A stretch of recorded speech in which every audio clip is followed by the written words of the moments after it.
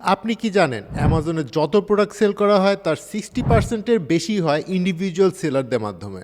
আর এই ইন্ডিভিজুয়াল সেলারদের বেশিরভাগই আবার আমার বা আপনার মতো ছোট বা মাঝারি আকারের ব্যবসায়ী। আর সবচেয়ে মজার বিষয় হচ্ছে আপনি চাইলেও বাংলাদেশে বসে অ্যামাজনে প্রোডাক্ট বিক্রির ব্যবসা স্টার্ট করতে পারেন।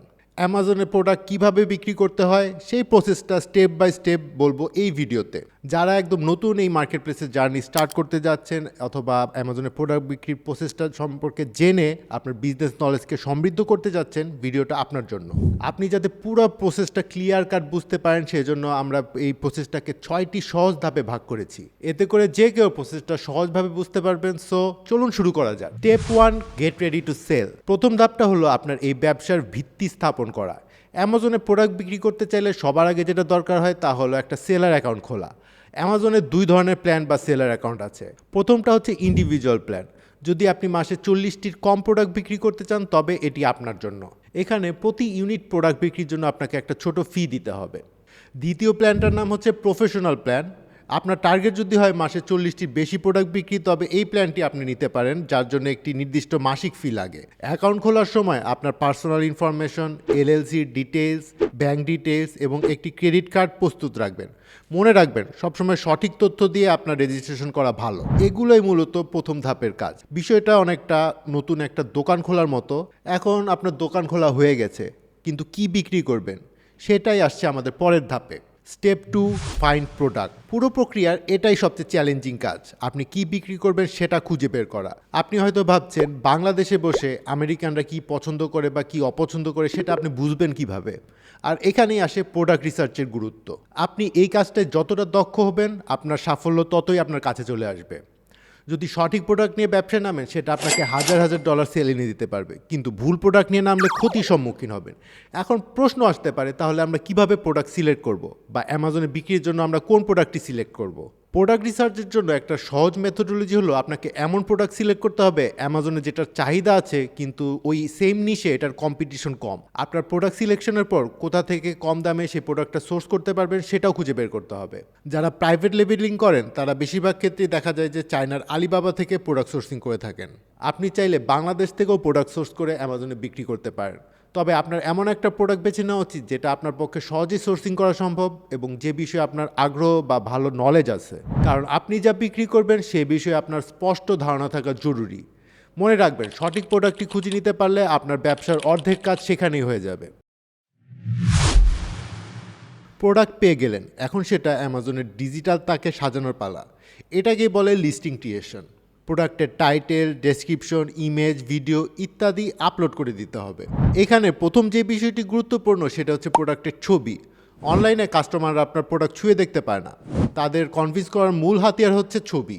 প্রোডাক্টের ছবি অবশ্যই হাই রেজুলেশনের এবং প্রফেশনাল হতে হবে।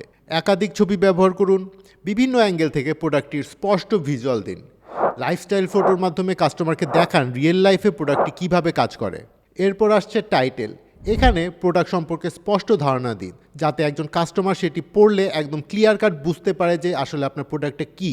তারপর বুলেট পয়েন্ট আকারে আপনার প্রোডাক্টের মোস্ট ইম্পর্ট্যান্ট ফিচারগুলো তুলে ধরুন।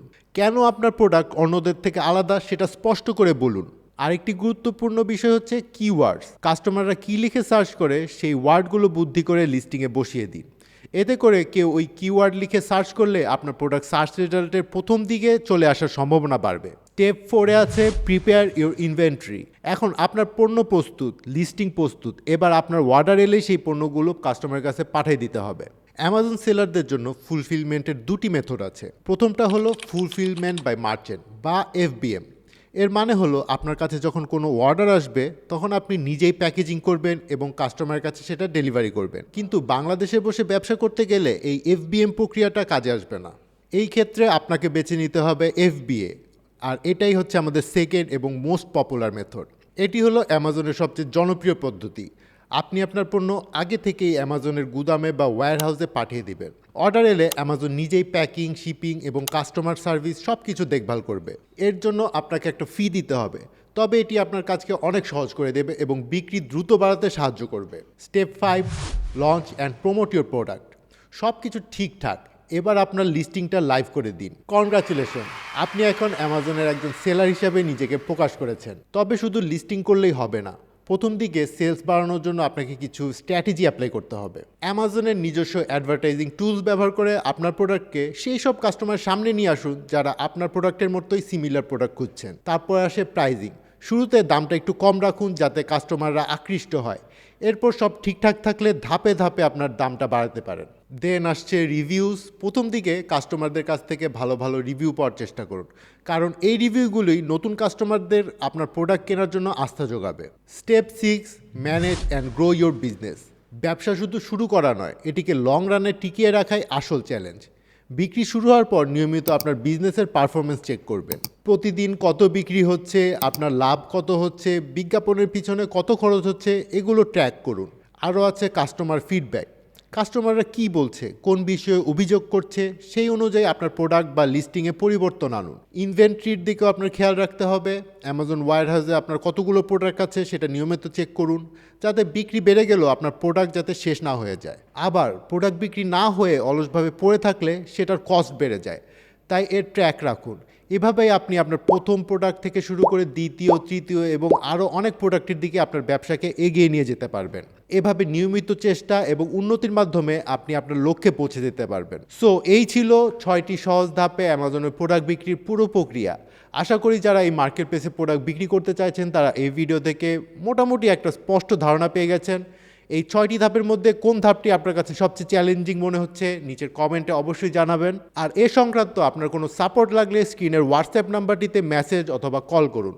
তাছাড়া আমাদের 15 বছরের অ্যামাজন এবং ই কমার্স এক্সপিরিয়েন্স থেকে তৈরি এই কোর্সগুলো থেকে পাবেন একদম প্র্যাকটিক্যাল গাইডলাইন। ভিডিওটি ভালো লাগলে লাইক করুন এবং এমন আরও গুরুত্বপূর্ণ বিজনেস কন্টেন্ট মিস করতে না চাইলে সাবস্ক্রাইব করে পাশে থাকা বেল আইকনটি ক্লিক করুন। সবাই ভালো থাকবেন। আল্লাহ হাফেজ।